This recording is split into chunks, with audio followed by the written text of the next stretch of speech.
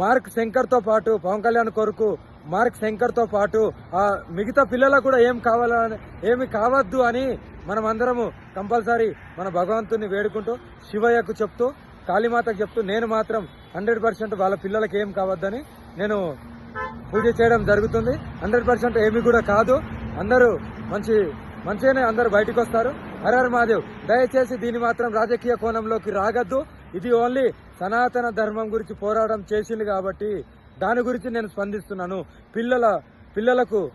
పిల్లలు ఈ ఏదైతే ఘటన జరిగిందో దీని నుండి బయటపడాలి కాబట్టి ఇలాంటి ఘటనలు ఇంకెక్కడ జరిగినా నేను స్పందిస్తాను కాబట్టి కంపల్సరీ దీన్ని రాజకీయ బురద జల్లద్దు. రాజకీయాలకు నాకు సంబంధం లేదు. ఆ రొచ్చు గురించి నాకు సంబంధం లేదు. ధర్మం కావాలి, ధర్మ పోరాటం కావాలి. నేను ధర్మ పోరాటం చేస్తున్నా కాబట్టి అందుకే స్పందించాను.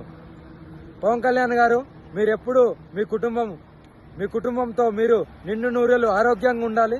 నా ఆశీస్సులు, కాళీమాత ఆశీస్సులు ఎప్పుడు ఉంటాయి.